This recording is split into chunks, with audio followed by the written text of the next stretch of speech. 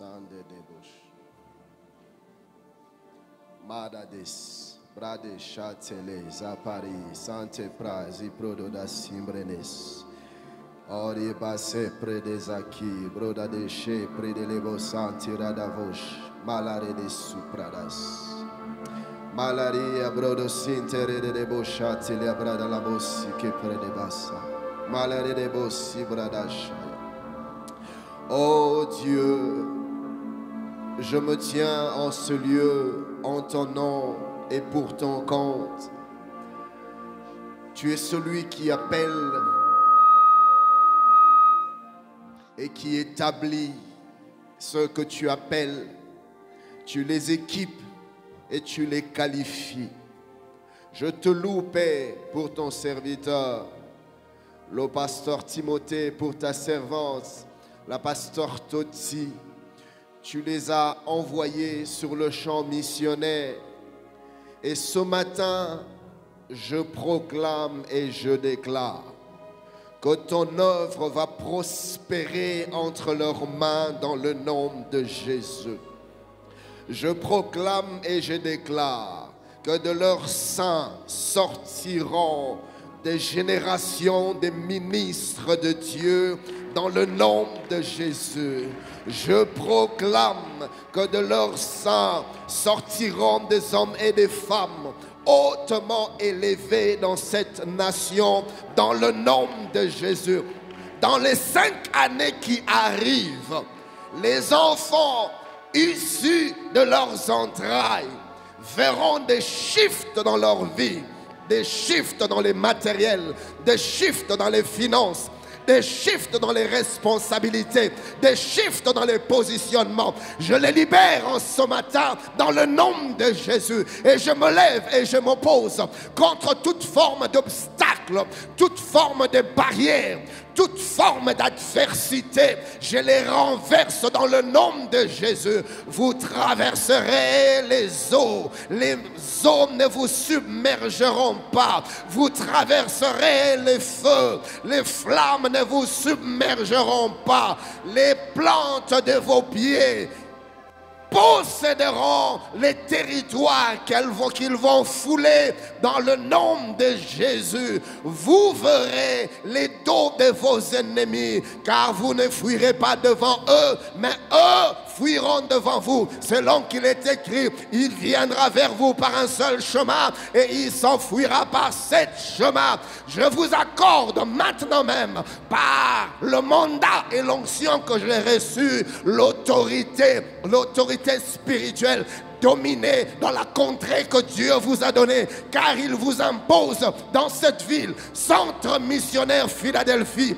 Dieu vous impose comme un clou, il vous enfonce dans ce territoire au nom de Jésus. Possédez les eaux, possédez les terres, possédez les airs, possédez au nom de Jésus. Et rien ni personne ne va vous opposer, rien ni personne ne va vous résister. Je libère l'onction royale sur vous, je libère l'onction sacerdotale sur vous. Recevez cela dans le nom de Jésus.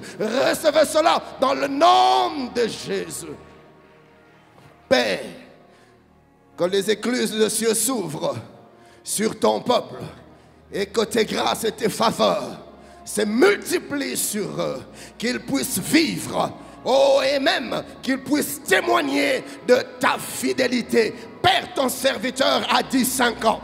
Il est écrit, il te sera fait selon que tu l'as déclaré. Je proclame et je déclare, dans les 5 ans à venir, ça sera des années de témoignages, ça sera des années de shifts, ça sera des années de nouvelles expériences, ça sera des années d'élargissement, ça sera des années de croissance, ça sera des années de multiplication, ça sera des années de vitesse. Je libère cela dans le nom de Jésus. Je libère cela dans le nom de Jésus. Je libère cela dans le nom de Jésus. Maya, levez simplement vos mains.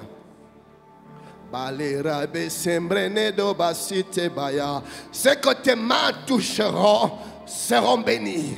Tes entreprises vont prospérer. Tes initiatives auront du succès. Je le déclare sur toi dans le nom de Jésus. Tes mains sont bénies dans le nom de Jésus. Tes mains sont bénies dans le nom de Jésus. Tes mains sont bénies dans le nom de Jésus. Oh, tu vas croître comme le cèdre du Liban. Tu vas croître. Et rien ni personne ne va arrêter ta croissance. Je libère cette onction et cette grâce sur toi dans le nom de Jésus. Oh, merci Seigneur. Je suis en train d'entendre dans mon esprit l'onction de l'accélération, l'onction de la vitesse. Pasteur Timothée, écoute bien. Je te parle de la part de l'Éternel. Les 5 années passées ne sont rien du tout par rapport aux 5 années à venir. Les nombres de pas que vous aviez fait dans les 5 dernières années ne sont rien du tout par rapport à la vitesse et au nombre de pas que Dieu vous donnera de faire dans les 5 prochaines années. Je proclame et je déclare l'accroissement, l'augmentation, l'élargissement dans cette église. Dans le nom de Jésus, vous allez chercher des lieux pour parquer vos véhicules. Vous allez chercher des lieux pour mettre des gens. Vous allez chercher les lieux pour placer les chaises. Je libère cela, je libère cela, je libère cela, je libère cela. Yabashata, Rebosata. Notez ceci. Toute personne qui osera se lever contre le pasteur Toti et la pasteur Timothée rencontrera Adonai sur son chemin. Maya, Zaka, Leki, Soko, Talabrodab. Peuple de Dieu, écoute-moi. Maintenant même, l'Éternel est en train de durcir vos fronts. Vous ne tomberez pas devant vos adversaires. Vous ne tomberez pas dans le champ de bataille. Car vous êtes une armée de guerriers, une armée de vaillants, une armée de vainqueurs, une armée de ceux qui marchent et qui ne se fatiguent pas, de ceux qui courent et qui ne se lassent pas, et de ceux qui prennent leur vol comme des aigles. Vous allez monter, vous allez vous élever, vous irez très haut, vous allez prospérer et vous allez y aller très fortement et même de manière spectaculaire. Oui, dans les 5 années qui arrivent, votre environnement va témoigner que quelque chose s'est passé. Et certains même vont vous traiter d'occultistes. Certains même vont dire que vous avez pactisé avec les loges obscures. Mais ça ne sera rien de tout ça. C'est que Obed-Edom a vécu quand l'arche est entrée dans sa maison. Je proclame et je déclare la même grâce sur vous, la même grâce dans vos maisons, la même grâce dans vos foyers, la même grâce dans vos projets, la même grâce dans vos entreprises, la même grâce sur vos enfants. Au nom de Jésus, la stérilité ne sera pas mentionnée parmi vous. Vous êtes prospères, prospères dans tous les aspects, prospères dans les matériels, prospères dans les spirituels, prospères dans les professionnels, prospères dans les ministres. Vous êtes prospères à tous les niveaux. Je libère la grâce de la fertilité, la grâce de la fécondité, la grâce de la productivité dans le nom de Jésus. Mayazis Paradesh, Santa Regacia, Ariabosa. Père, je prie pour ton serviteur Timothée et ta servante Toti. Je prie au Dieu. Oh, je te rends grâce. Je te rends grâce, Père, merci, parce que tu leur as donné cette ville. Tu leur as donné cette ville. Tu leur as donné cette ville. Pasteur Timothée, je suis en train de voir ton influence s'accroître. Je suis en train de voir ton influence augmenter. Compte 5 années telles que tu as dit.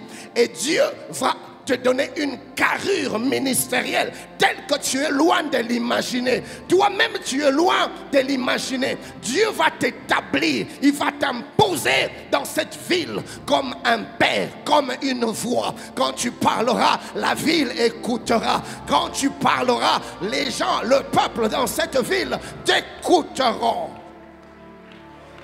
Quand il y en aura 5, tu seras parmi les 5. Quand il y en aura 4, tu seras parmi les 4. Quand il y en aura 3, tu seras parmi les 3. Quand il y en aura 2, tu seras parmi les 2. Et quand il y aura un seul,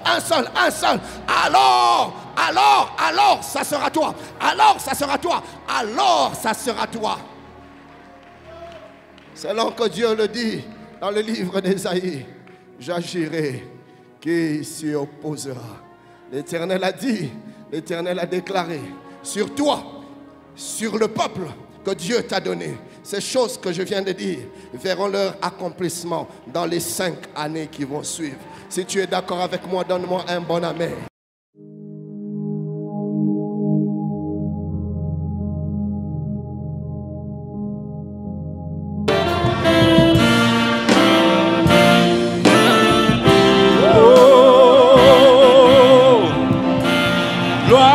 Jésus. Oh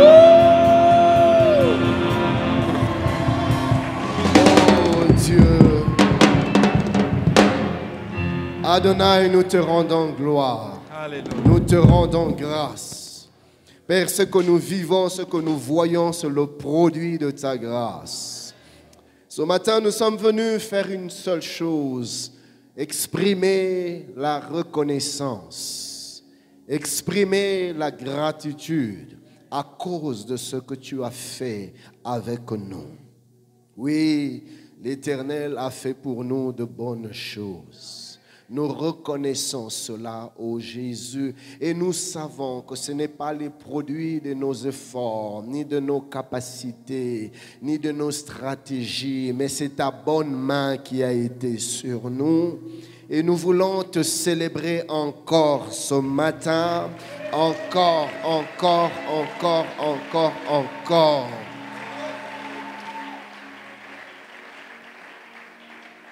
Seigneur, alors que nous voulons nous asseoir à tes pieds et écouter ta voix, nous prions ce matin que tu nous instruises, que tu nous parles. Précieux Saint-Esprit, libère ton onction et qu'elle nous enseigne toutes choses. Sers-toi de moi. Quand tu auras parlé une fois, donne-nous d'entendre 2 fois. Nous te le demandons, Père, au nom de Jésus-Christ, que quelqu'un m'aide à dire Amen. Est-ce que vous pouvez m'aider à apprécier cette merveilleuse chorale?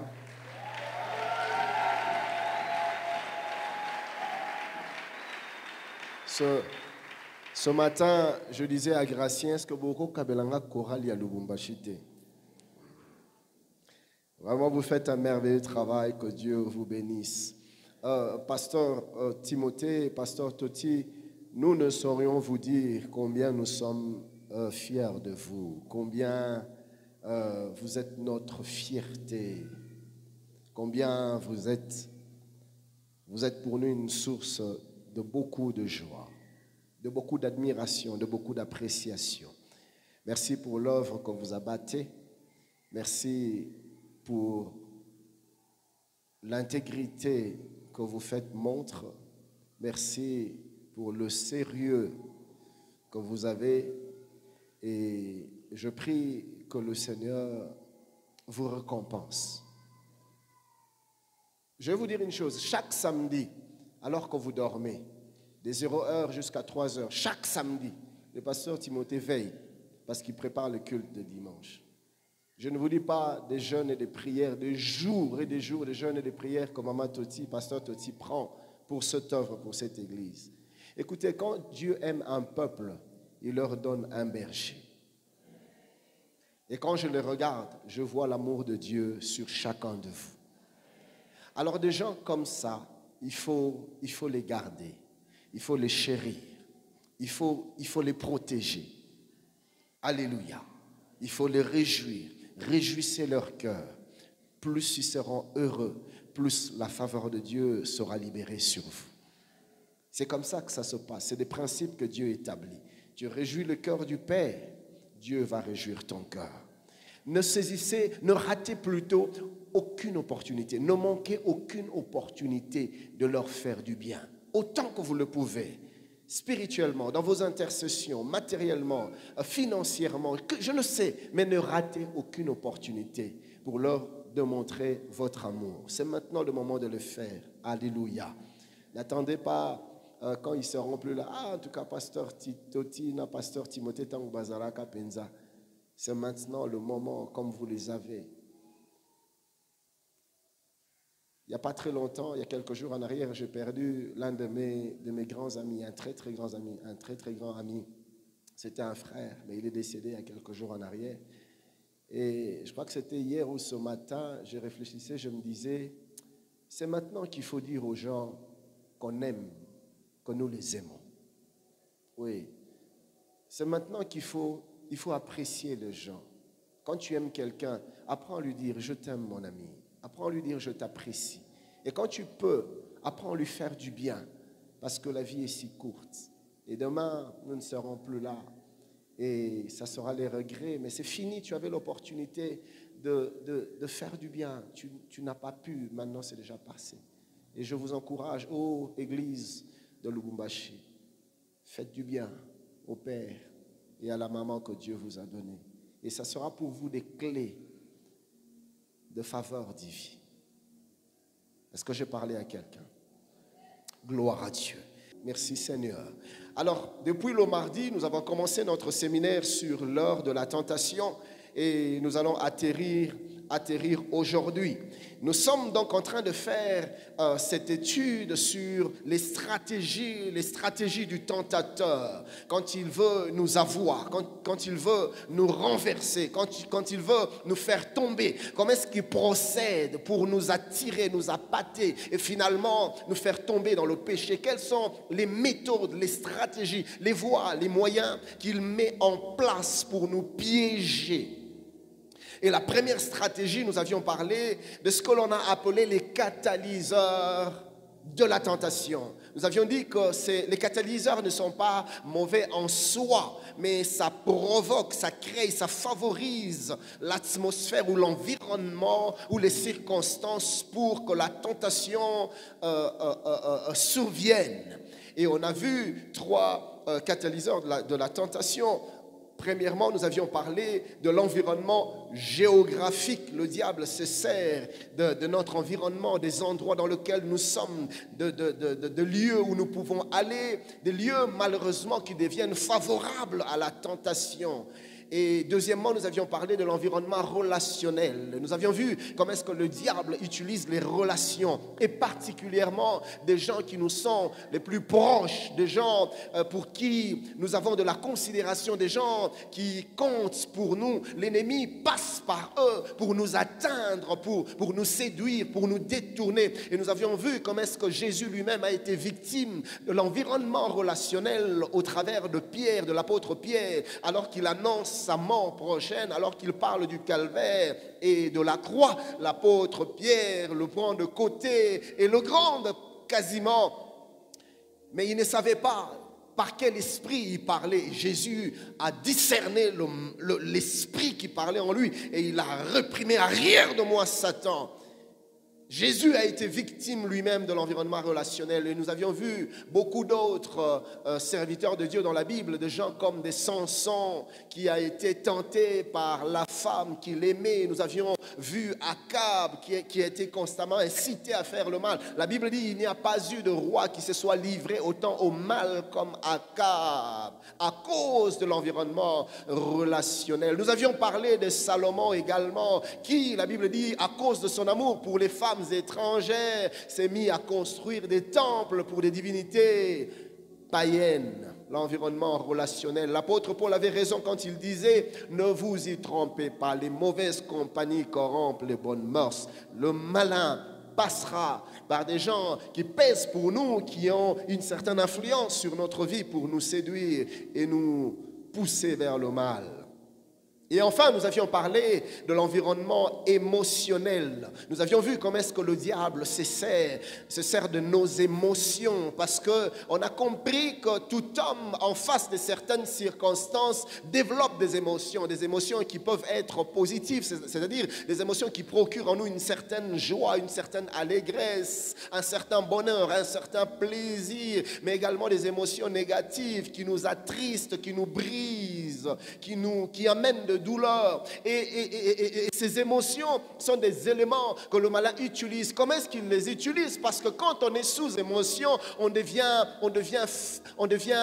vulnérable, on devient fragilisé. Les émotions nous fragilisent. Nous avions vu dans la Bible de Jean, saisi par une grande joie, se met à dire de choses qu'il regrettait après, se mettre à faire de choses pour lesquelles ils ont pleuré après. Mais sous le coup des émotions, ils se sont laissés aller et le malin a profité de ce moment de vulnérabilité pour les tenter et ils sont tombés dans le piège. Et nous avions également parlé de ceux qui prient par des émotions négatives comme la peur, comme la tristesse, comme l'amertume, comme la dépression, comme le découragement. Comment est-ce que le diable en profite pour pousser certains même au suicide, pour pousser certains à briser des relations, pour pousser certains à se faire du mal. Il profite des émotions comme des facteurs de vulnérabilité pour nous tenter et nous pousser vers le mal. C'était donc les catalyseurs de la tentation. Et ce matin, nous allons voir une autre stratégie que le malin utilise, les mensonges et les promesses empoisonnées. Nous sommes dans Luc, le chapitre 4e, du 5e. Nous allons lire jusqu'au 6e verset. La Bible dit, le diable l'ayant élevé lui montra en un instant tous les royaumes de la terre. Et lui dit, je te donnerai toute cette puissance et la gloire de ces royaumes, car elle m'a été donnée et je la donne à qui je veux. Si donc tu te prosternes devant moi, elle sera toute à toi. Vous voyez, le malin est en train de proposer des choses à Jésus. Et ce sont des choses que les hommes aiment. Nous aimons la gloire, nous aimons les honneurs, nous aimons la domination. Nous aimons la visibilité, nous aimons la popularité, nous aimons la célébrité, nous aimons que notre nom soit connu, nous aimons que partout où nous passons, que les gens puissent nous donner une certaine considération et un certain respect. Nous aimons cela, nous aimons que l'on nous considère, nous aimons que l'on nous apprécie. Nous aimons que l'on nous distingue, qu'on ne nous mette pas dans la mêlée. Quand nous venons dans des réunions, nous ne voulons pas nous asseoir n'importe où, n'importe comment. Nous nous sentons bien quand on nous prend à l'écart et qu'on nous présente les premières chaises. On se sent honoré. On aime être présenté avec des égards. Nous aimons, l'homme aime cela. Nous aimons la gloire. Et le diable sait que l'homme, très souvent, ne tient pas devant la gloire. Combien de gens que nous avions connus intègres, alors qu'ils n'étaient encore rien du tout, des parfaits inconnus, mais du jour au lendemain, le Seigneur a commencé à ouvrir des portes, des opportunités, et leur nom commençait à être connu, et leur réputation traversait les mers et les océans. Et puis, on ne les reconnaît plus. Voilà que l'orgueil s'invite. Ils deviennent arrogants, ils deviennent fanfarons, ils deviennent hautains. Pourquoi? La gloire est venue et leurs cœurs ont été corrompus. Même des hommes de Dieu que nous avions connus intègres et humbles. Mais quand la gloire du ministère est venue, ils ont changé. Ils ont changé de langage, ils ont changé de fréquentation. Ils ne permettent plus n'importe qui autour d'eux. La gloire.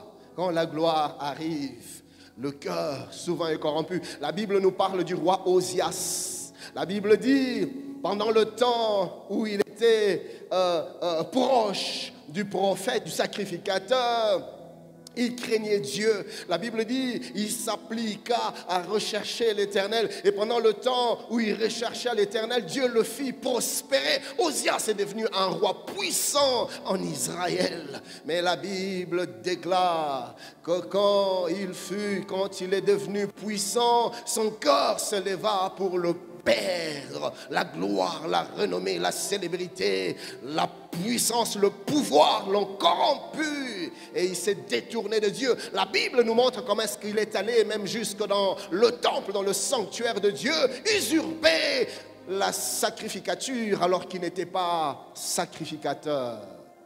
Quand la gloire nous prend. Et le diable sait que l'homme ne résiste pas à la gloire et il tente de séduire le Fils de l'homme par la gloire. Mais qu'est-ce qu'il utilise? Des mensonges et de promesses empoisonnées, des promesses piégées. Je te donnerai de la gloire. Est-ce que Jésus avait vraiment besoin que le diable lui donne de la gloire? Jésus a vécu dans la gloire, une gloire telle qu'aucun homme n'avait vécu avant lui. Et même quand lui-même Jésus, quand il parle de Salomon, quand il parle de la gloire de Salomon, il dit aux gens qui l'écoutaient, il y a ici plus que Salomon, il y a ici plus grand que Salomon, il y a ici plus glorieux. Jésus n'avait pas besoin, Jésus n'était pas impressionné par la gloire. La Bible déclare, lui qui était égal de Dieu, n'a pas considéré cela comme une proie à arracher.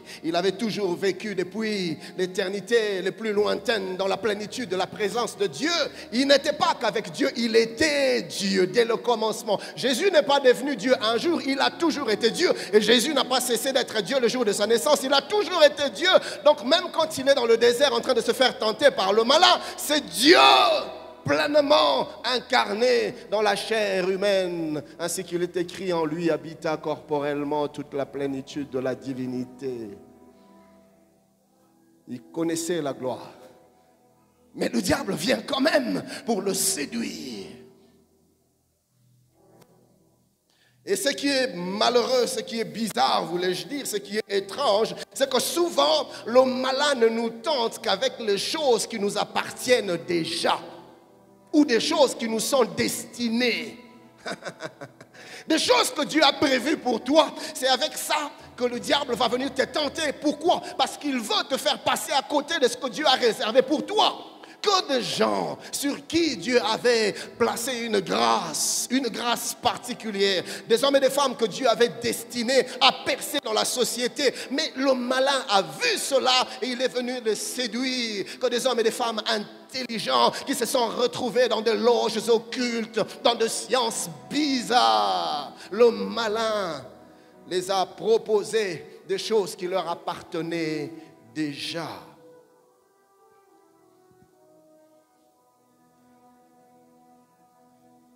La gloire, Jésus-Christ avait la gloire, il avait quitté la gloire. La Bible dit qu'il s'est dépouillé lui-même, il s'est dépouillé de la gloire, de l'apparence glorieuse qu'il avait.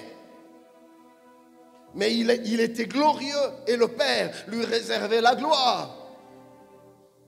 Dans Colossiens 1,16, la Bible dit, car en lui ont été créées toutes les choses qui sont dans les cieux et sur la terre, les visibles et les invisibles, trône, dignité, domination, autorité, toutes ces choses que le diable est en train de lui proposer, la Bible dit, toutes ces choses ont été créées par lui et pour lui. C'est lui le créateur et c'est lui le propriétaire. Et le diable ose proposer à Jésus des choses qui lui appartiennent déjà. Et il ose même lui dire, ces choses sont à moi et je les donne à qui je veux. Menteur!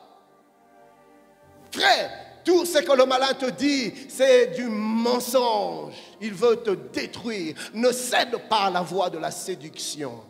Sois ferme, Dieu est fidèle.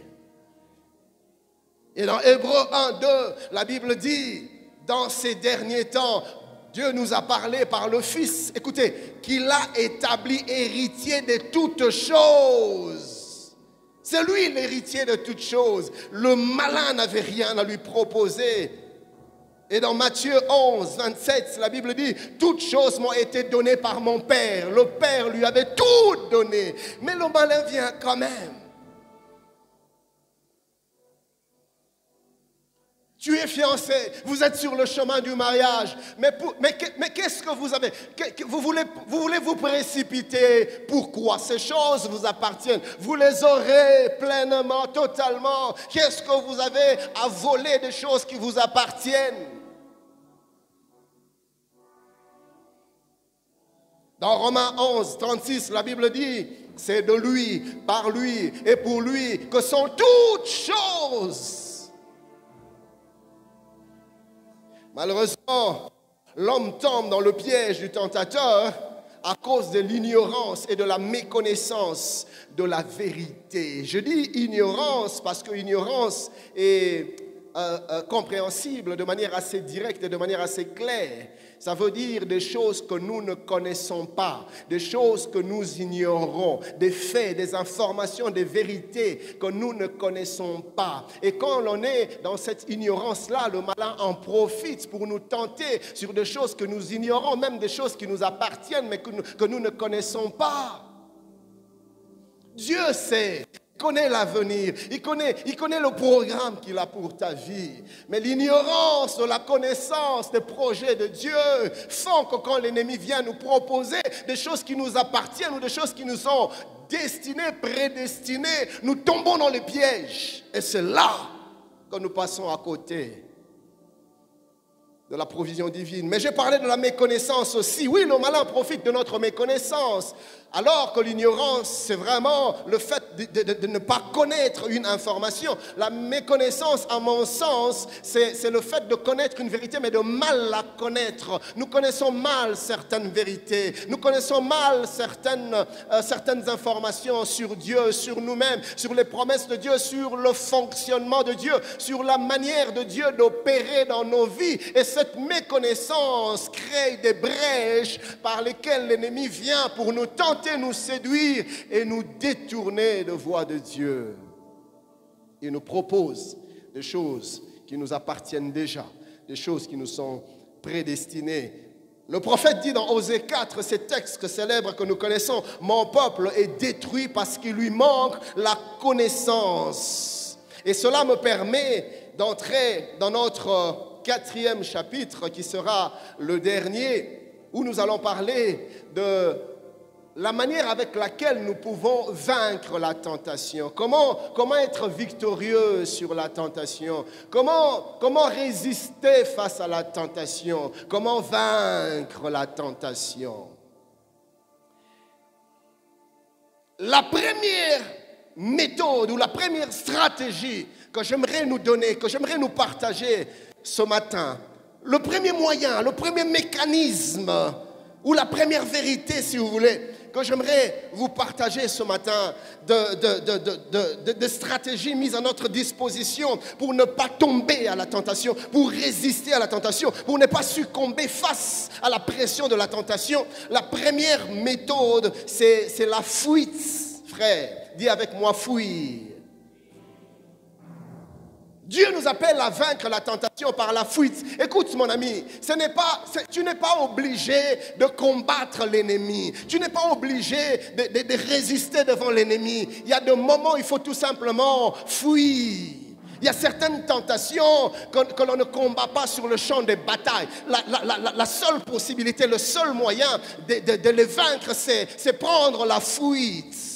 Rappelez-vous des catalyseurs de la tentation. Nous savons plus ou moins, nous connaissons maintenant plus ou moins les stratégies du malin pour nous tenter. Nous savons que le malin utilise l'environnement géographique. Donc il y a des milieux qui sont favorables à la tentation. Alors, enfant de Dieu que je suis, qu'est-ce que je fais? Je n'y vais pas pour faire le dur et résister.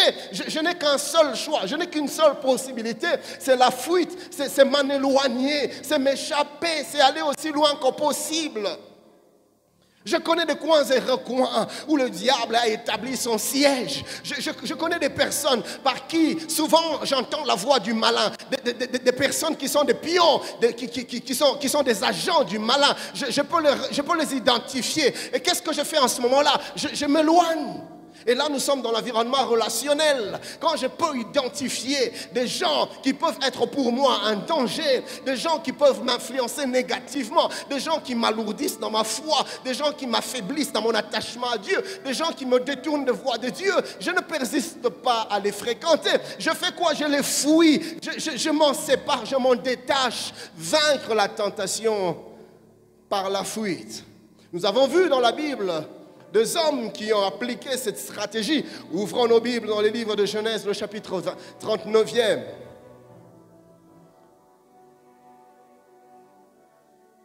Du 11e au 12e verset.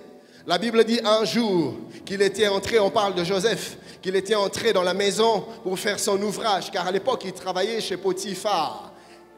Et il n'y avait là aucun des gens de la maison. La maison était vide. Vous voyez, le malin avait déjà arrangé l'environnement géographique, la localisation, l'endroit, d'une manière agréable pour lui de favoriser la tentation. La maison était vide. Aucun des gens de la maison n'était là. Elle, c'est-à-dire la femme de Potiphar, saisit Joseph par son vêtement en disant « couche avec moi ». Cette femme était directe, pasteur. Il y a des gens qui vont par 4 chemins. Tu sens que tu vois ce qu'il veut. Tu vois ce qu'elle veut, mais elle prend des chemins détournés. Mais il y a des gens qui sont directs. Un jour, je me suis retrouvé avec une amie. Voilà là. Et de là où on était, elle me dit, je ne comprends pas, j'ai envie de faire l'amour. Mais si maman fou comment? Parce que Timothée, na fou comme ça y est, na bondé les liés. Nous lui mon écoute. Où m'a comme nous? Il y a des gens, frères, qui sont directs. Il va te le dire, BAM! Couche avec moi. Hey, la Bible dit, Joseph lui laissa son vêtement dans la main. Et il prit la fuite. Il y a des moments où la seule possibilité pour toi de vaincre la tentation, c'est la poudre d'escampette. Peu importe les noms qu'on va te donner, peu importe ce qu'on va dire de toi, je m'en fous. Mais je vais disparaître. Suis-je en train de parler à quelqu'un? Il n'y a pas de honte dans la fuite. Il faut fuir. Regarde ton voisin, dis-lui de temps en temps, il faut qu'il marque. La Bible dit dans 1 Timothée 6, 9 à 11, je vais lire la version Alfred Cohen. Ceux qui veulent à tout prix s'enrichir s'exposent eux-mêmes à la tentation. Ils ne manqueront pas de tomber dans le piège en se laissant envoûter par une foule de désirs insensés et de convoitises pernicieuses qui précipitent les hommes dans la ruine morale et la perdition. Hélas, oui, l'amour de l'argent est une racine de toutes sortes de maux. Certains en ont fait l'expérience, ils se sont laissés séduire et lui ont ouvert leur cœur. L'attachement aux richesses a pris possession d'eux et les a menés bien loin de la foi. Ils se sont créés eux-mêmes bien de tourments et se sont infligés d'innombrables souffrances et de cruels remords. Mais toi, homme de Dieu, fuis toutes ces choses. Éloigne-toi. Sépare-toi, détache-toi de toutes ces choses. Fuis. Il n'y a pas d'autre choix. Fuis. Il n'y a pas d'autre moyen. Tu veux résister? Fuis. Tu veux rester faible, plutôt intègre? Fuis. Tu veux rester fidèle? Fuis. Tu veux rester attaché à Dieu? Dans 2 Timothée, chapitre 2 au verset 22, il dit, fuis les passions de la jeunesse. Fuis ces choses. Et l'apôtre Paul, dans 1 Corinthiens 6, 18, poursuit en disant, fuyez l'impudicité. Il y a des choses qu'il faut fuir. Écoutez, vous savez, particulièrement le péché du sexe, le péché de l'immoralité, on ne le combat pas, on ne résiste pas. Ne résiste pas. La Bible dit par rapport à Satan, résistez au diable et il fuira loin de vous. Mais par rapport au péché de l'immoralité, il dit, là-bas, il n'y a pas de résistance, ne résiste pas. Il faut fuir. Vous savez pourquoi on ne résiste pas? Parce que l'esprit est bien disposé, mais la chair, souvent, nous trahit, car elle est faible. Et là, il ne faut pas résister, il ne faut pas combattre. On ne combat pas l'impudicité. On ne lutte pas contre l'impudicité, contre l'immoralité, contre les péchés du sexe. Il n'y a qu'une seule chose à faire, c'est la poudre de scampette.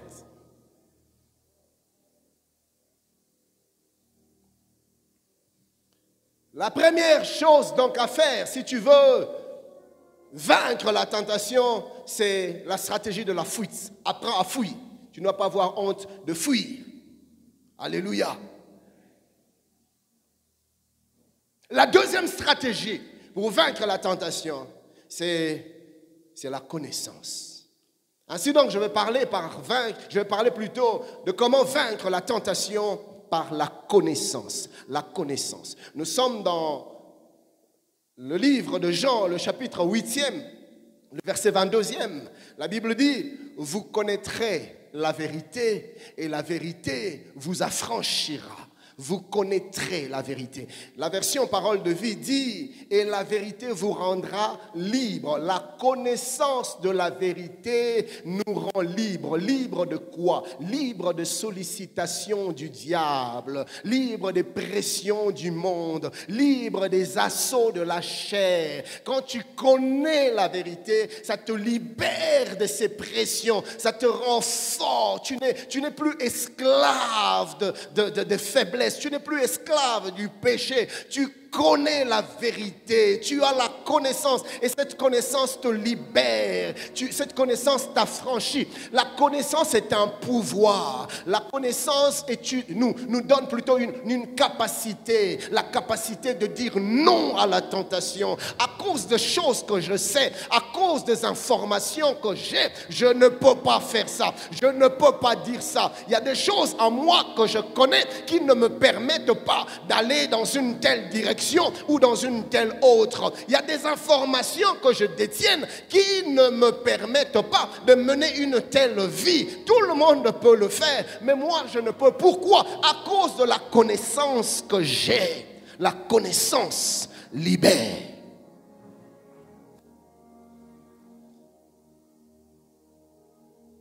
Ainsi donc, la connaissance de la vérité nous affranchit des pièges et des ruses du malin. Voyez-vous, chers bien-aimés, tout au long de ce séminaire, Dieu nous a révélé les stratégies du malin pour nous avoir. Maintenant que nous avons la connaissance, nous sommes avantageux.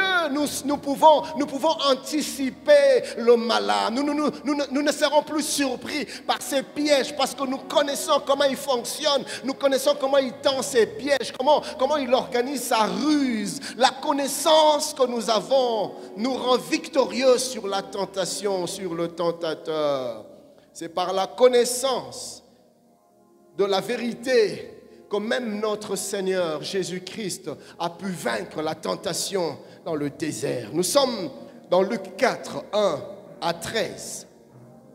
Nous l'avions lu tout à l'heure dans une autre version, comme dans un autre livre. C'était dans Matthieu, là c'est dans Luc 1, 13. La Bible dit, Jésus rempli du Saint-Esprit revint du Jourdain et il fut conduit par l'Esprit dans le désert. Oui, il fut tenté par le diable pendant 40 jours. Il ne mangea rien durant ces jours-là et après qu'ils furent écoulés, il eut faim.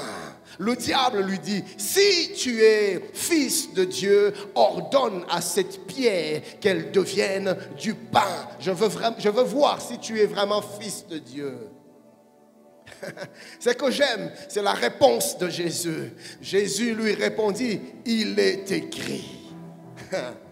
L'homme ne vivra pas de pain seulement. Certes, le pain est important, mais ce n'est pas tout dans la vie. Le pain est important, mais il y a mieux, frère. Écoutez, les choses de ce monde sont importantes. Nous voulons avoir plus de finances, plus de matériel, plus d'aisance, plus de possibilités, plus d'entrées, plus d'ouverture, plus d'opportunités. Frère, toutes ces choses sont bonnes, mais il n'y a pas que ça. Il y a mieux que ça. Le pain, c'est bien, mais la vie de l'homme n'est pas faite que de pain. La vie de l'homme n'a pas besoin que de pain. Tu n'as pas besoin que de l'argent. Tu n'as pas besoin que du mariage. Tu n'as pas besoin que du travail. Toutes ces choses sont bonnes. Mais il y a mieux que ça, car l'homme ne vivra pas que de pain, mais de toute parole qui sort de la bouche de Dieu. Et le diable, l'ayant élevé, lui montra en un instant tous les royaumes de la terre. Vous voyez, frère, nous devons savoir que le malin ne s'avoue pas facilement vaincu. Il ne se décourage pas. Le malin est têtu, le diable est obstiné. il vient et il revient encore. Et il change de méthode et il revient encore. Il ne se lasse pas, il ne se décourage pas. Il reviendra encore. Ne te relâche pas. Ce n'est pas parce que tu as vaincu la tentation hier qu'aujourd'hui tu peux te donner du repos. Ce n'est pas parce que tu as résisté, tu as dit non hier qu'aujourd'hui tu peux te laisser aller. Nous devons rester sur nos gardes parce que notre ennemi, notre adversaire, lui, ne se repose pas. Il ne se donne pas de repos. Il est toujours à l'œuvre cherchant qui va détruire, qui va dévorer. Et puisque lui, il est toujours à l'œuvre, nous devons être toujours aux aguets. Ne te relâche pas. Et le diable revient. La Bible dit, il lui montra en un instant tous les royaumes de la terre et lui dit, je te donnerai toute cette puissance et la gloire de ces royaumes car elles m'ont été données et je la donne à qui je veux. Si donc tu te prosternes devant moi, elle sera toute à toi. Jésus lui répondit, il est écrit. Que Dieu nous donne des il est écrit. Quand tu as des il est écrit, frère, rien ne va te séduire. Quand tu es blindé par les Écritures, mon ami, rien ne va te détourner de la voie ni de la pensée de Dieu. Le problème avec nous, c'est que nous ne connaissons pas les vérités bibliques, des choses qui nous appartiennent, que nous ignorons, la position que nous occupons, que nous ignorons. Mais comment vas-tu connaître ce que tu as, ce que tu es et ce que Dieu veut de toi et ce que Dieu veut accomplir dans ta vie? C'est dans les Saintes Écritures que Dieu nous révèle sa volonté. Et la connaissance de la parole de Dieu nous équipe. La Bible parle de la parole, on va le lire tout à l'heure. La Bible parle de la parole comme une épée. Et la parole de Dieu est une arme à la fois offensive et à la fois défensive. Nous nous servons des Écritures saintes pour attaquer le malin, pour détruire ses œuvres, pour déjouer ses plans, pour affaiblir ses stratégies. Mais nous utilisons aussi sa parole pour nous défendre, pour nous protéger. La connaissance de la parole. Voilà pourquoi, frères bien-aimés, nous devons aimer les Écritures. Nous devons aimer la parole. Nous devons avoir le temps pour les Écritures. Avoir le temps de nous nourrir de la parole de Dieu. Avoir le temps de creuser dans les Écritures. C'est notre pain, c'est notre aliment. C'est la parole qui nous fait, c'est la parole qui nous construit. Écoutez, frères, la croissance dans la vie chrétienne n'est pas le fruit d'une improvisation. Tu ne peux grandir spirituellement que dans la mesure où tu sais nourrir ton âme, que dans la mesure où tu sais nourrir, entretenir ton esprit. Et on ne se nourrit dans son être intérieur que dans la mesure où on consomme les Écritures. Suis-je en train de parler à quelqu'un? Car le diable, nous l'avions vu dans le premier point, plutôt dans la dernière stratégie, il utilise des mensonges et de fausses promesses. Mais comment nous allons identifier les mensonges du diable? Je vous ai parlé ici tout au long de la semaine des jeunes sœurs qui se sont fait oindre par des pseudo-prophètes. Pour que cette maladie te quitte, je dois te oindre. Et elles se sont laissées oindre. J'ai entendu parler des femmes qui ont couché avec des escrocs, des charlatans, des aventuriers, de prétendus hommes de Dieu. Et écoutez les arguments. Non, tu vois des esprits mauvais qui sont en toi, tu ne sauras pas les gérer. Donc, or, si on couche ensemble, il y aura transfert. Moi, je vais les récupérer avec le niveau spirituel que j'ai, je vais les gérer. Insensé.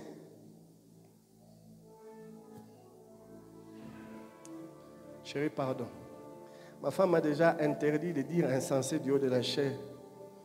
Mais j'ai été tenté. Alors, comment est-ce qu'on peut identifier les ruses, le piège du malin? C'est quand on connaît la parole. Vous savez, frère, la parole te donne la capacité de discerner ce qui est de Dieu et ce qui est de l'étranger. La parole te donne la capacité de détecter le mensonge du malin. Voilà pourquoi, frère, nous n'avons pas besoin de connaître le monde occulte. Tous ces témoignages, bon, c'est bien, mais moi, je ne suis pas trop fan des témoignages du monde pandemonium, les témoignages du monde des ténèbres, comment on opère, comment le diable agisse, comment les démons fonctionnent, les noms des démons, les noms des esprits. J'en ai pas besoin. Je n'ai pas besoin de connaître le mal. J'ai besoin de connaître la vérité. Regarde, si j'ai la lumière À chaque fois que je m'approche des ténèbres, la lumière disparaît. À chaque fois que je m'approche de l'obscurité, plutôt le ténèbre disparaît, l'obscurité disparaît, les noirs s'en vont. Pourquoi? Parce que les ténèbres ne peuvent résister à la lumière. C'est ce qui se passe quand on détient la vérité. Le mensonge ne peut résister. Dès qu'une personne s'approche avec un esprit de mensonge, avec un esprit de ruse pour te tenter, la connaissance de la vérité se met à faire.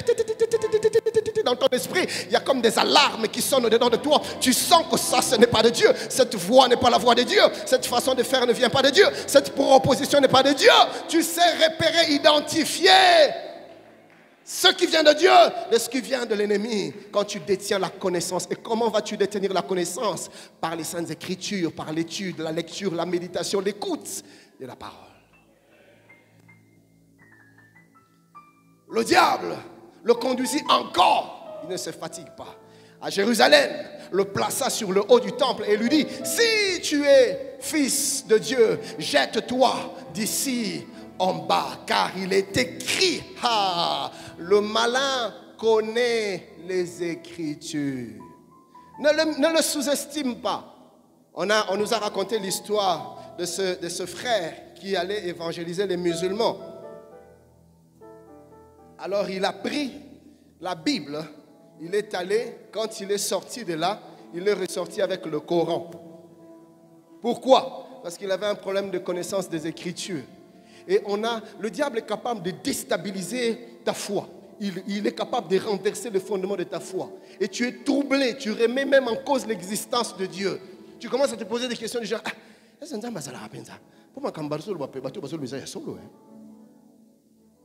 le diable connaît les Écritures et on le verra tout à l'heure. Il sait comment manipuler les Écritures. Il sait comment jouer avec les versets pour te troubler.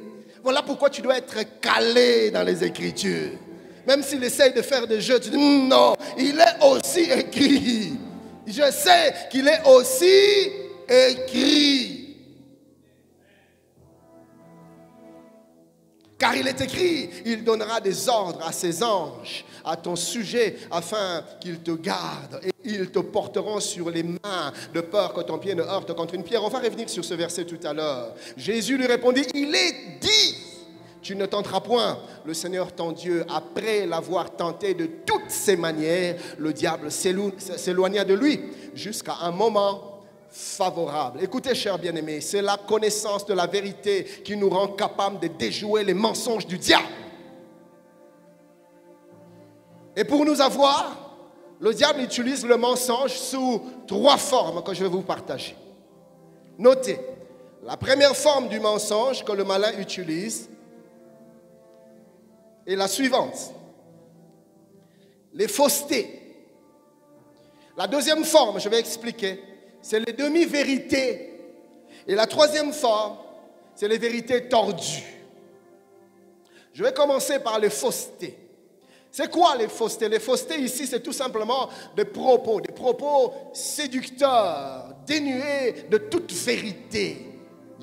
La Bible dit dans Jean 8, 44, il ne se tient pas dans la vérité. Le diable ne se tient pas dans la vérité. Il n'y a pas de vérité en lui. Lorsqu'il profère le mensonge, il parle de son propre fond, car il est menteur et le père du mensonge. En lui, il n'y a aucune portion de la vérité. Frère, tout ce que le diable te dit est fausseté. Tout ce que le diable te dit est mensonge. Maman, pasteur Toti, Satan peut débarquer ici. Si elle te dit: Maman Toti, la pochette ou le mouchoir ou la serviette du pasteur Ken est de couleur blanche. Maman Toti, écoutez, même la vérité, dès l'instant qu'elle sort de la bouche du diable, elle devient mensonge. Si le diable te dit que ma serviette est blanche, il a menti. Pourquoi? Parce qu'il y a des choses que le diable ne sait pas faire. Le diable ne sait pas dire la vérité. Même quand la chose est vraie, puisqu'il est incapable de dire la vérité, dans sa bouche, la chose devient mensonge, la chose devient fausseté, car aucune vérité ne peut jaillir, ne peut sortir de ses entrailles.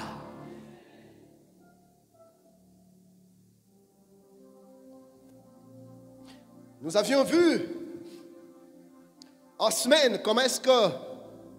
Pardonnez-moi. Hier encore, on se disait ça avec pasteur Timothée. Comment est-ce que c'était embêtant d'éternuer dans la chair.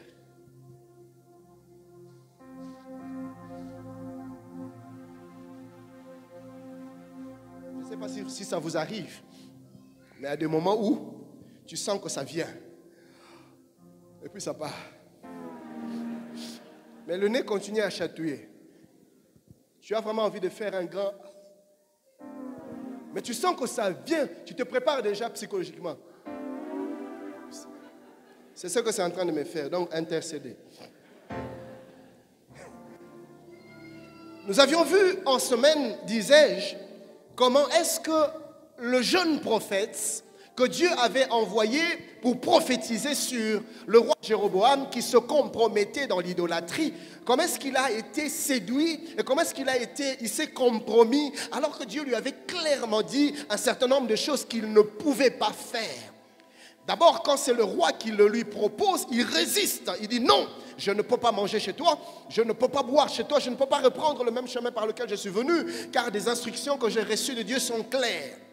Mais quand c'était le vieux prophète a usé d'une stratégie du diable, le mensonge. Le vieux prophète lui a dit, je suis aussi prophète. Et voilà, l'Éternel m'a dit de te dire, de revenir chez moi, de manger et de boire. La Bible précise à la fin en disant, mais il lui mentait. Lisez avec moi, lisez pour ceux qui n'étaient pas là. En Roi 13, 18 à 19. La Bible dit, et il lui dit, moi aussi, je suis prophète comme toi. Et un ange m'a parlé de la part de l'Éternel et m'a dit, ramène-le avec toi dans ta maison et qu'il mange du pain et boive de l'eau. La Bible dit, il lui mentait. Le diable utilise les mensonges pour nous faire tomber dans la tentation. Voilà pourquoi nous avons besoin de la connaissance afin de repérer les mensonges du diable.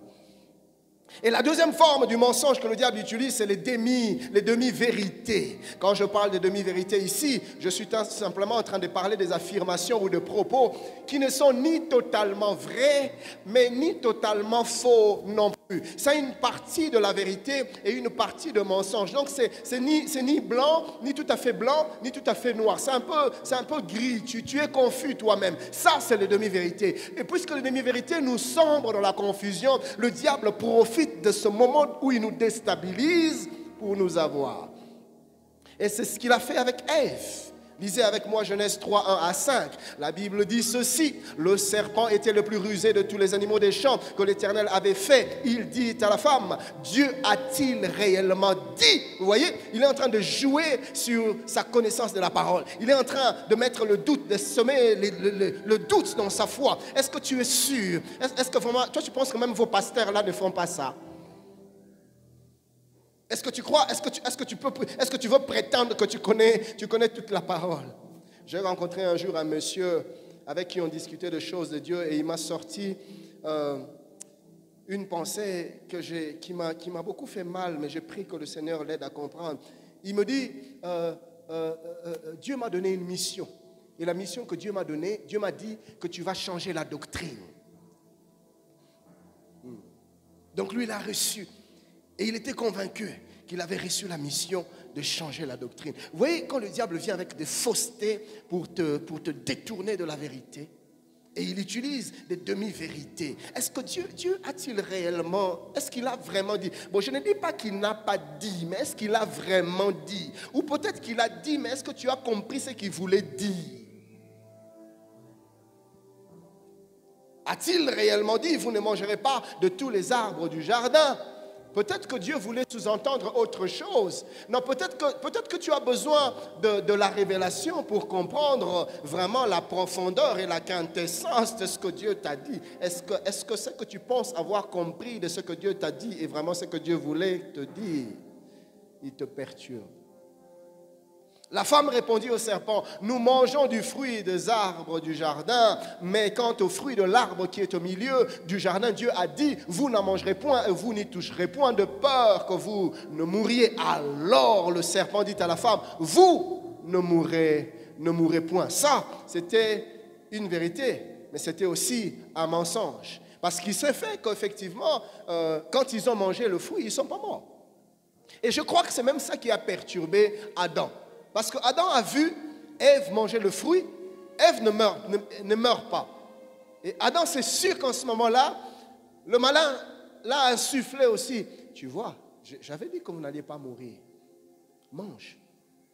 Et pourtant, quand Dieu parlait de la mort, cela ne voulait pas forcément dire la mort immédiate, la mort imminente. Quand Dieu parlait de la mort, elle était imminente, mais c'était la mort spirituelle qui était immédiate et imminente. Parce que dès l'instant qu'ils ont mangé spirituellement, ils sont morts. Ils ont été déconnectés de Dieu. Et la mort physique qui pensait que ça n'arrivait pas, c'est venu quelque temps plus tard. Le diable utilise des demi-vérités pour nous avoir. Mais Dieu sait que le jour où vous en mangerez, vos yeux s'ouvriront et que vous serez comme des dieux, connaissant le bien et le mal. Demi-vérité. Ils n'avaient pas besoin de devenir comme des dieux, ils étaient déjà comme des dieux. Car la Bible dit dans les livres des psaumes, j'avais dit vous êtes de Dieu. Ils étaient déjà comme des dieux. Dieu les a créés à son image et à sa ressemblance. Ils étaient déjà comme des dieux. Ils n'avaient pas besoin de devenir comme des dieux. Alors la troisième forme de vérité, de mensonge plutôt que le malin utilise, c'est des vérités tordues. C'est-à-dire qu'il prend de vérité, il en tord le sens, il tord le sens. Les vérités tordues, c'est des vérités dont le sens ont été altérés, tordus. Lisez avec moi Matthieu 4, j'avais dit que nous allions revenir à ce texte. Matthieu 4, 5 à 7. Écoutez ce qui se passe. Le diable le transporte dans la ville sainte et le place sur le haut du temple et lui dit, si tu es fils de Dieu, jette-toi en bas, car il est écrit, il donnera des ordres à ses anges à ton sujet. Effectivement, ce que le diable disait était vrai. Il est effectivement écrit. Et ils te porteront sur les mains de peur que ton pied ne heurte contre une pierre. C'était la vérité. Le diable ne mentait pas. Cela se trouve dans les livres de Psaume, le chapitre 91. Si vous lisez du 11e au 12e verset, la Bible déclare, car il ordonnera à ses anges de te garder dans toutes tes voies. Ils te porteront sur les mains de peur que ton pied ne heurte contre une pierre. C'était la vérité. Le diable lui disait la vérité. Mais seulement ce qui se passe, c'est qu'il prend la vérité. Premièrement, il la sort de son contexte. Et deuxièmement, il donne un autre sens. Vous voyez? Et c'est comme ça qu'il agit. Il vient avec la vérité, mais une vérité déjà tripotée, une vérité déjà falsifiée, une vérité déjà trafiquée, une vérité déjà tordue. Parce que Jésus, quand Dieu dit que même si tu tombes de quelque part, j'enverrai mes anges pour te protéger, Dieu n'était pas en train de dire que tu dois te jeter désormais dans les vides parce que moi j'enverrai les anges. Non, ça c'est pas ce que Dieu t'a dit.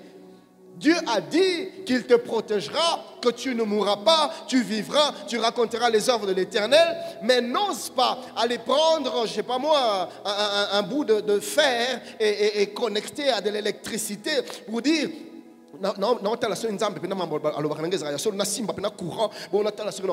frère, si tu touches le courant, Dieu va te protéger.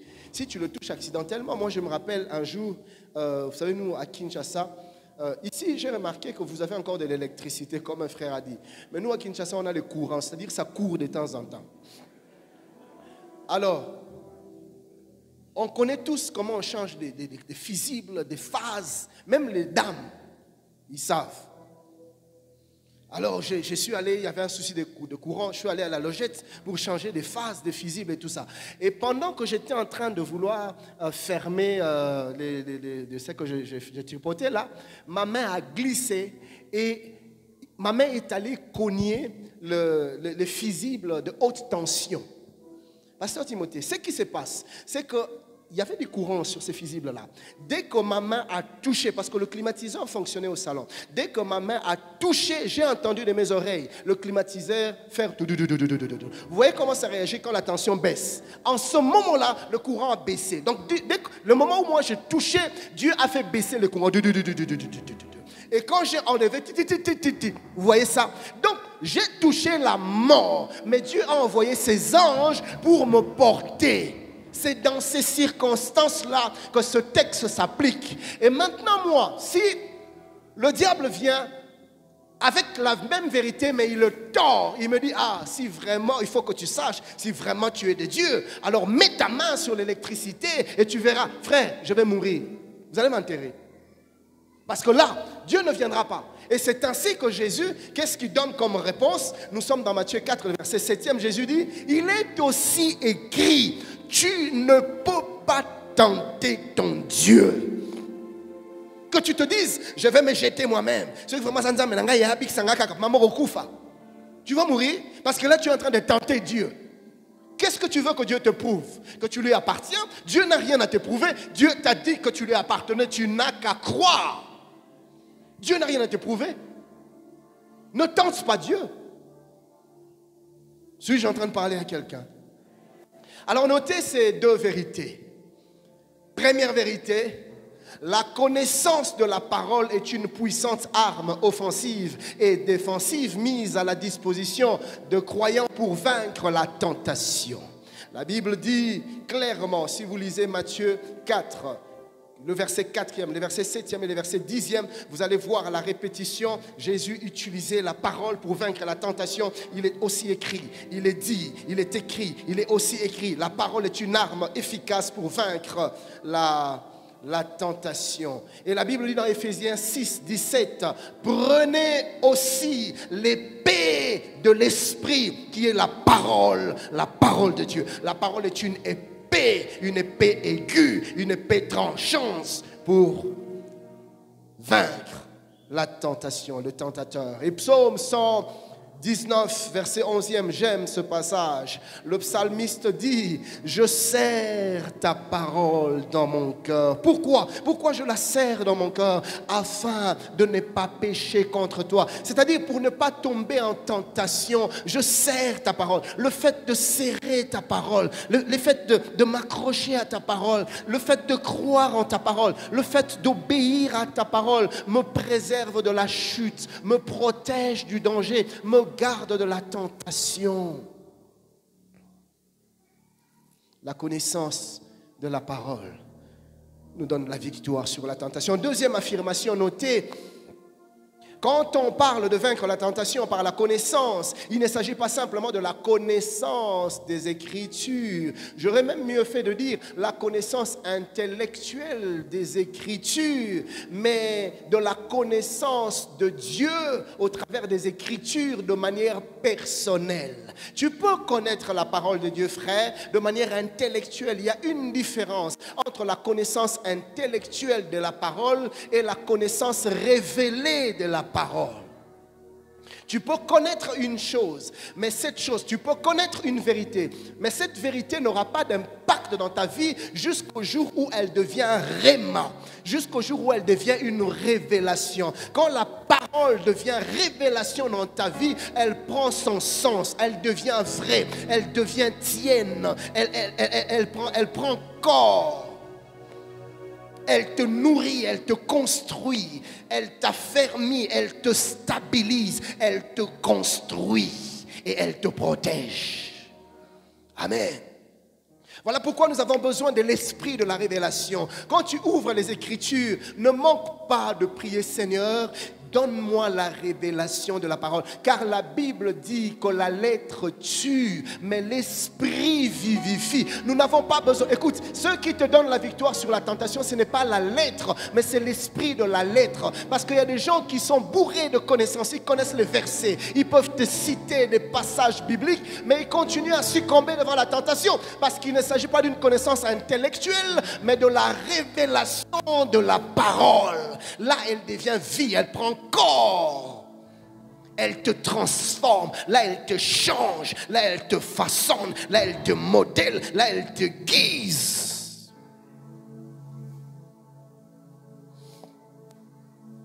Et quand je parle de la connaissance de la parole, je suis en train de parler de la connaissance de Dieu lui-même. Parce que Dieu est la parole. Mais une connaissance personnelle, une expérience personnelle avec Dieu, une communion authentique, une communion réelle avec Dieu.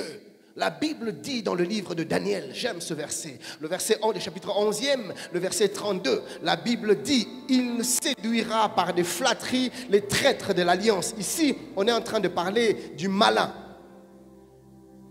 Du moins son agent, qui va séduire les hommes par des flatteries, par la séduction, qui va tenter les hommes par la séduction. Mais la Bible ne s'arrête pas là. J'aime la suite. La Bible dit, mais ceux du peuple qui connaîtront leur Dieu agiront avec fermeté. La connaissance de Dieu te donne la fermeté. Et j'aime le mot connaissance. Je crois que c'est en grec. Le mot connaissance est composé de deux, en grec ou en latin, je ne sais plus, est composé de deux parties. Il y a une partie de la connaissance qui veut dire un être et l'autre veut dire avec. Donc quand on dit connaître Dieu, c'est naître de Dieu. Alléluia. Quand on est engendré de Dieu, quand on connaît Dieu. Je ne parle pas d'une connaissance superficielle. Quand on connaît Dieu dans son esprit. Je ne parle pas d'une connaissance intellectuelle. Quand on connaît Dieu dans son cœur. Quand Dieu a une place au-dedans de soi. Quand on a développé une communion avec Dieu. La Bible dit en ce moment-là, on agit avec fermeté. C'est-à-dire qu'on devient stable. On ne se laisse plus balloter aux pressions de la vie, aux pressions de la chair, aux tentations de l'ennemi. On est ferme, on est comme une maison bâtie sur le roc. La connaissance de Dieu nous rend fermes. Frère, quand tu connais Dieu dans ton cœur, les choses de ce monde ne t'impressionnent plus. J'ai vu des gens être impressionnés devant les billets des banques. Donc, même ses paroles, ils commencent à mélanger les blablabla. Pourquoi on lui a étalé l'argent? Il perd de maîtrise.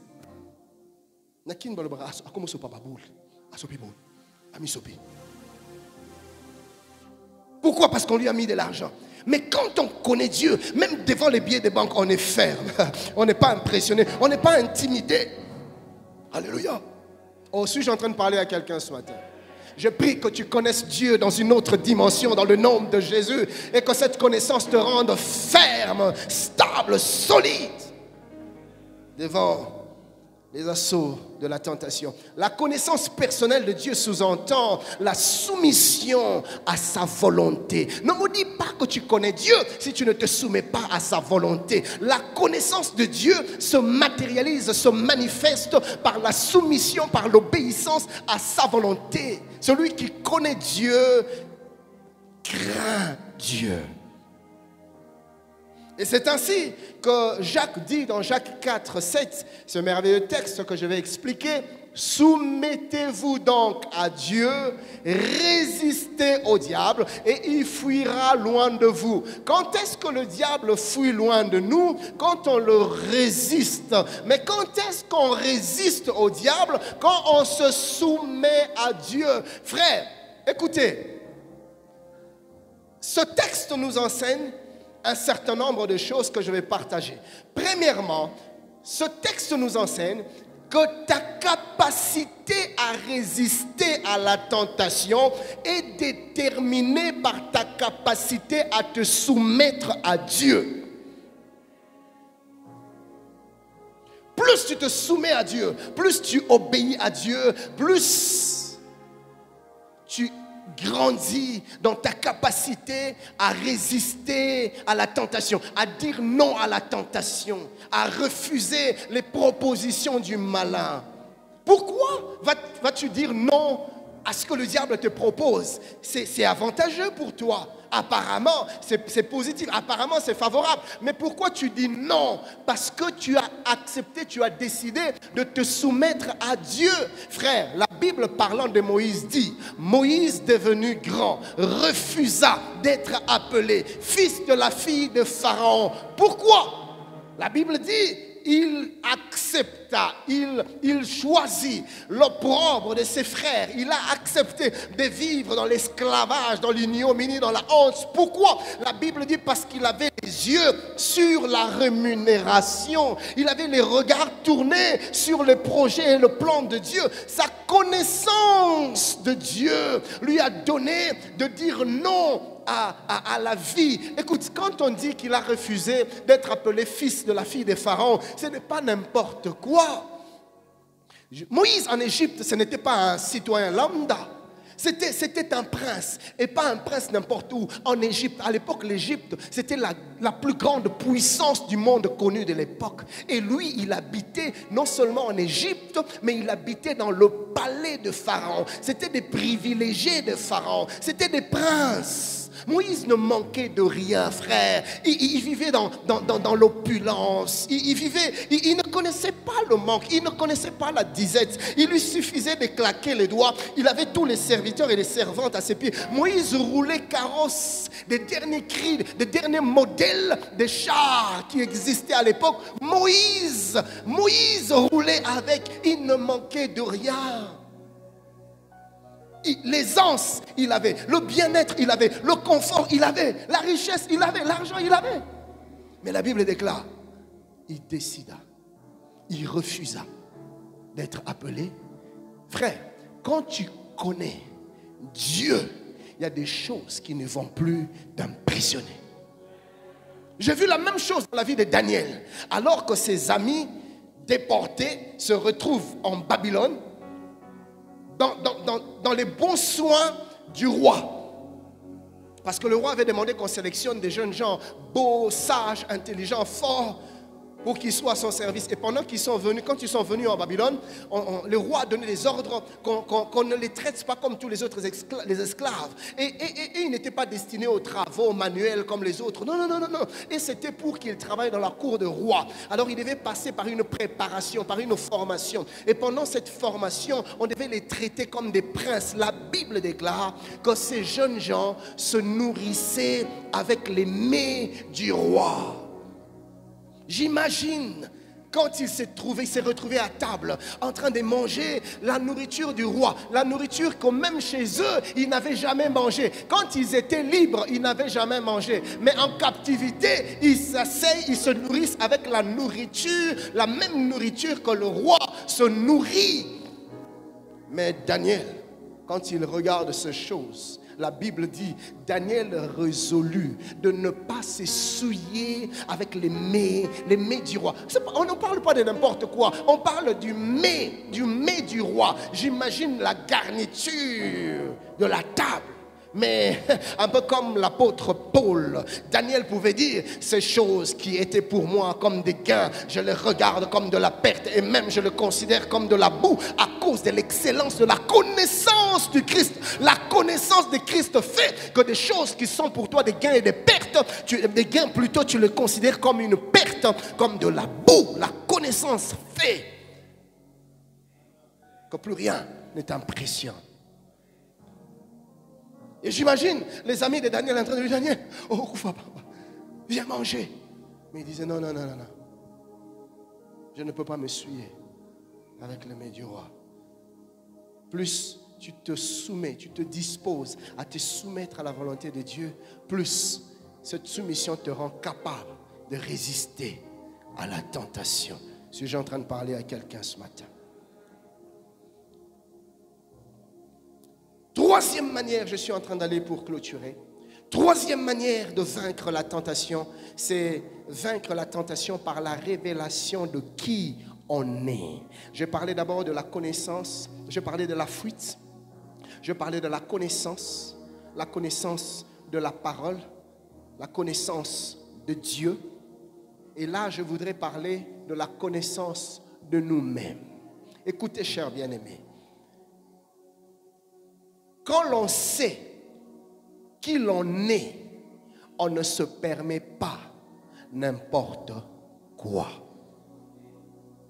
Quand tu connais ta position en Christ, quand tu connais la valeur que tu représentes aux yeux de Dieu, quand tu connais la place que tu occupes dans le cœur de Dieu, quand tu connais l'investissement que Dieu a placé en toi, quand tu connais la position que tu as en Christ Jésus, quand tu connais l'autorité dont Dieu t'a investi, frère, quand tu as la révélation de la nouvelle identité que Dieu t'a donnée par son Fils Jésus, il y a des choses que tu ne te permettras pas. Il y a des choses que tu n'autoriseras pas. Il y a des fréquentations que tu n'auras pas. Il y a des endroits que tu n'iras pas. Il y a des lieux que tu ne fréquenteras jamais. Un homme tel que moi, je ne peux pas. Une dame telle que moi, avec l'alliance. Écoute, je suis une fille de l'alliance. J'ai une identité en Christ. Je suis un ambassadeur du royaume. Je suis une ambassadrice de Dieu. Je suis venu ici-bas en mission. Comme les anglophones disent, I am on duty on the earth. Je suis en mission. Avant que je devienne pasteur, je travaillais aux Nations Unies. Et là, on avait des principes. Quand par exemple tu vas en mission, ou même à Kinshasa, il y a des endroits qui nous étaient interdits de fréquenter. Il y a des coins dangereux.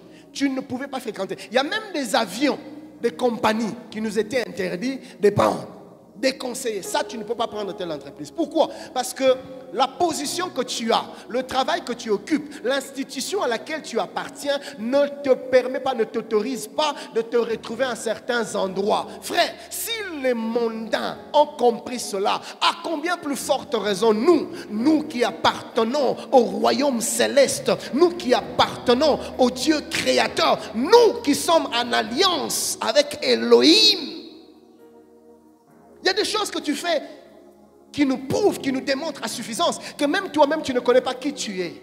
Et le diable se joue de toi parce qu'il sait que tu ne sais pas qui tu es. La Bible dit, j'ai vu des princes marcher par terre et des esclaves sur des chevaux. Le psalmiste dit, j'avais dit, vous êtes des dieux. Cependant, vous mourrez comme des princes quelconque. Aujourd'hui, on meurt comme des Batupamba, on meurt comme des princes quelconques. Et pourtant, nous sommes des fils et des filles d'alliance. Mais la méconnaissance ou l'ignorance de qui nous sommes fait que l'on se retrouve dans des banalités, dans des futilités, dans l'opprobre, dans la boue, dans la compromission.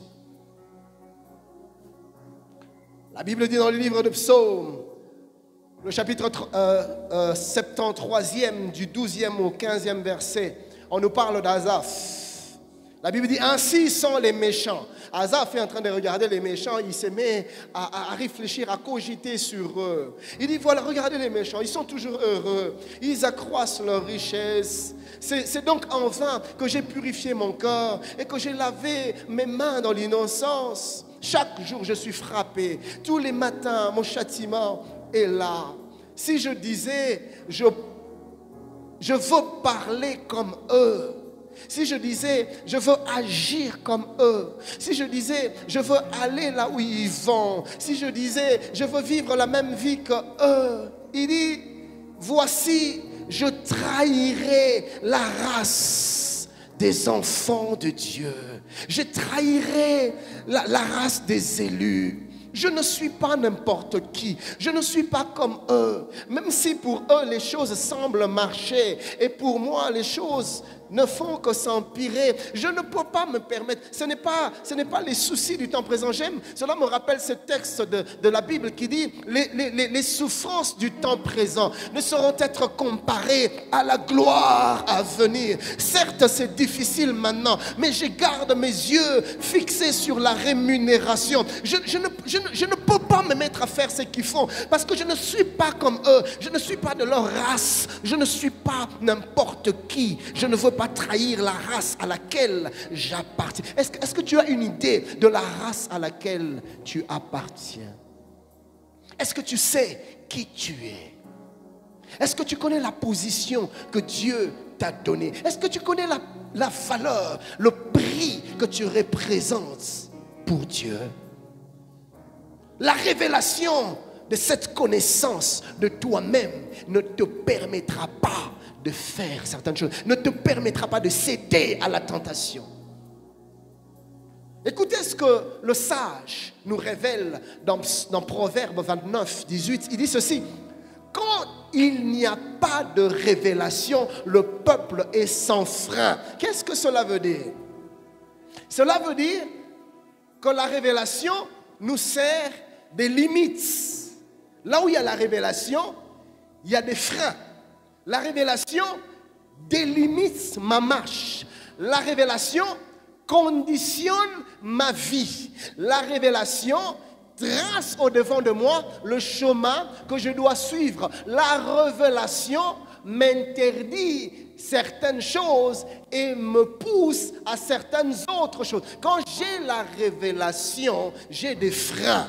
La tentation peut venir et je peux même me sentir porté vers la tentation. Mais la révélation de qui je suis, de la position que j'ai en Christ, de l'investissement que Dieu a placé en moi, la révélation de mon identité ne m'autorise pas. Frère, il y a des choses que nous avons bien envie de faire. Il y a des choses que nous aurions bien voulu faire. J'aurais bien voulu me livrer dans ci ou me livrer dans ça, mais pourquoi je ne fais pas? Ce n'est pas parce que j'en suis incapable, ce n'est pas parce que je ne peux pas ou parce que je n'ai pas envie. Non, c'est parce que je sais qui je suis et je connais le Dieu que je sers. Connais-tu qui tu es? Ne me dis pas que tu sais qui tu es. Laisse-moi voir le genre de vie que tu mènes et je saurai si tu sais qui tu es. La connaissance de notre position en Christ conditionne notre manière de vie. Écoutez, la Bible déclare, en ce qui nous concerne, je suis dans 1 Pierre, chapitre 2e, du 9e au 12e verset. Vous, au contraire, on parle de nous. Vous, au contraire, vous n'êtes pas n'importe qui. Vous, au contraire, vous êtes une race élue. C'est-à-dire, Dieu vous a mis à part. Dieu vous a élu. C'est-à-dire, Dieu vous a sélectionné. Parmi plusieurs, bien aimés, vous êtes de ceux que Dieu a choisis. Dieu n'a pas sélectionné tout le monde. La Bible dit qu'il y a beaucoup d'appelés, mais il y a peu d'élus. Mais vous êtes de la race des élus. Dieu vous a choisi. Vous êtes des privilégiés. Alors ne plaisante pas avec le privilège que tu as reçu de Dieu d'avoir été choisi pour lui appartenir. La Bible déclare que ces choses que nous vivons en Christ, même les anges, désirent, ils plongent leur regard, ils envient ce que nous vivons en Christ. Ne bafoue pas la grâce que Dieu t'accorde de lui appartenir. Vous êtes un sacerdoce royal. Vous êtes des prêtres de l'autorité suprême. Vous êtes un peuple acquis. Un peuple qui s'est acquis au prix de son fils, au prix de sa vie. Pourquoi? Pourquoi une telle position? La Bible dit afin que vous annonciez les vertus de celui qui vous a appelé des ténèbres à son admirable lumière. Notre mission plutôt, c'est d'annoncer les vertus de Dieu. Vous qui autrefois n'étiez pas un peuple, nous étions perdus. Nous nous fourvoyions dans la boue du péché, dans la compromission. Loin de Dieu, nous étions égarés. Nous n'étions pas un peuple. Mais maintenant, nous sommes devenus le peuple de Dieu. Nous qui n'avions point obtenu miséricorde et qui maintenant avons obtenu miséricorde. Bien-aimés, je vous exhorte. L'apôtre commence par dépeindre leur position en Christ. Et puis il dit,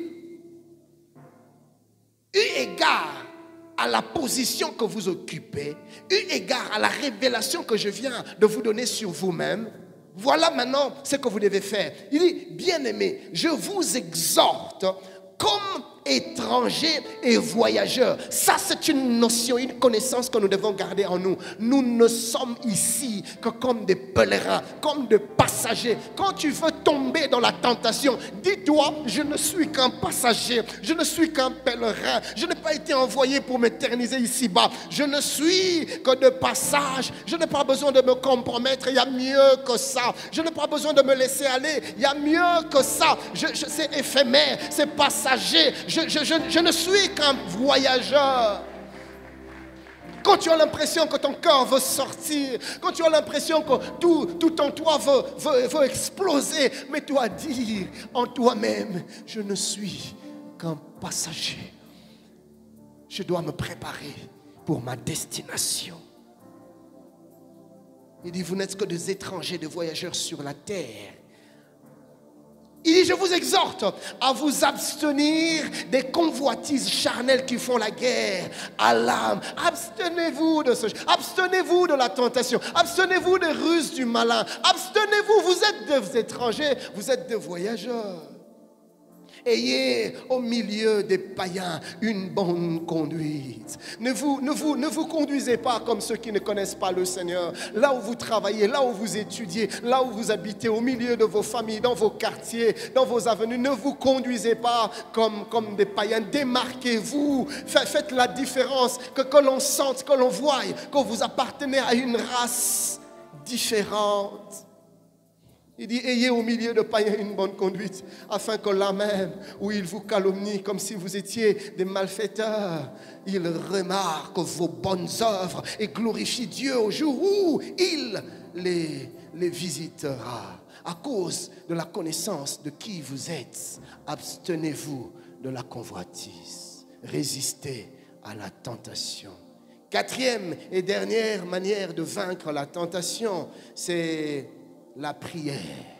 Vaincre la tentation par la prière. C'est quoi la prière? La prière, ce n'est rien d'autre que ce moment. Ici, je n'aimerais pas parler de la prière comme ce temps où tu te prosternes, où tu parles à Dieu. Ça, c'est la prière, mais ce n'est pas que ça, la prière. La prière, c'est toute une vie. Je vais y revenir tout à l'heure. La prière, c'est cette connexion permanente que tu as développée avec Dieu. La prière, c'est avoir devant tes yeux constamment le regard de Dieu. La prière, c'est de rester connecté à Dieu partout où tu es, peu importe ce que tu sois, peu importe ce que tu fais, peu importe là où tu es, constamment tu restes connecté à Dieu. La prière, c'est cette communion permanente avec Dieu. La Bible dit dans Luc 22, 40, lorsqu'il fut arrivé dans ce lieu, il leur dit, priez.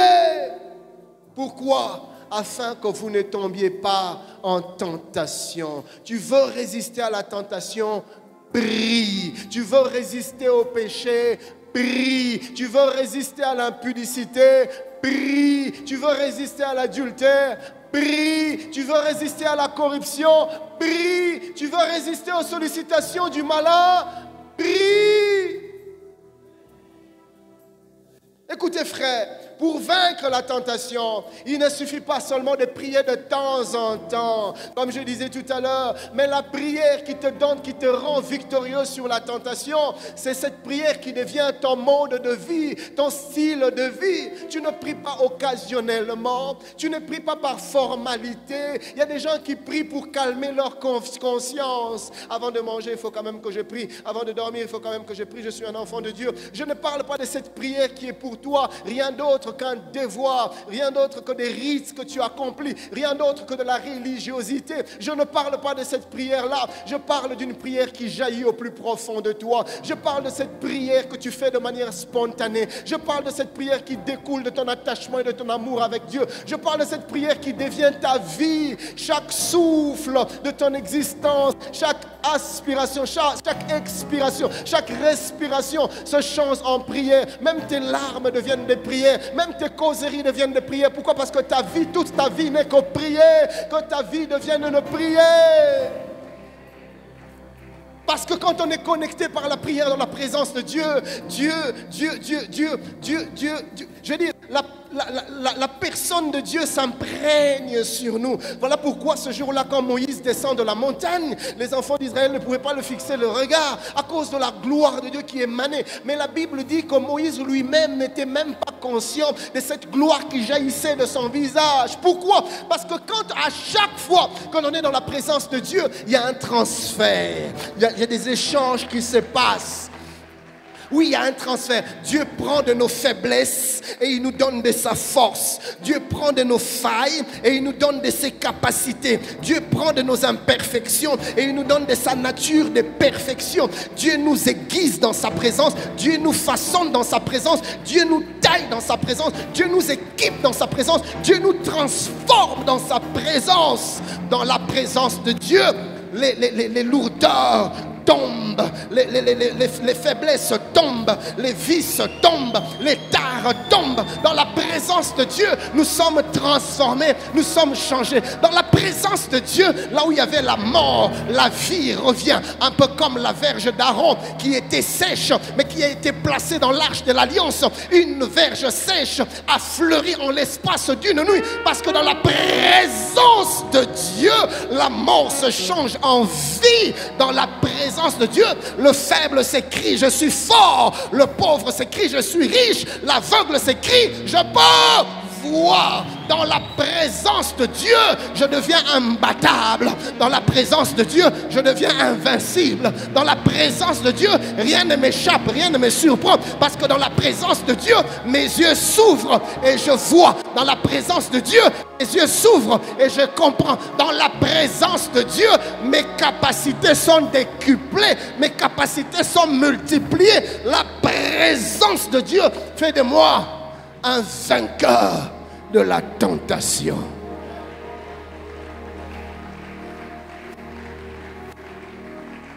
Hebazai, Sapie, Sopragas, Medezaya, Ladi Sakata, Sombra Medeshaya. Quand je parle de la prière, je parle de l'adoration. Quand je parle de la prière, je parle de la louange. Quand je parle de la prière, je parle de la supplication. Quand je parle de la prière, je parle des prières de combat, des prières d'autorité. Quand je parle de la prière, je parle de jeûne, je parle de retraite, je parle des montagnes, je parle des sacrifices, je parle des privations. Quand je parle de la prière, je parle de toutes sortes de prières. Quand je parle de la prière, je parle de cet exercice sans cesse, en tout temps, en tout lieu, en toutes circonstances, les jours comme la nuit. Je prie dans mon cœur, je prie en esprit, je prie en intelligence, je prie en français, mais je prie en langue.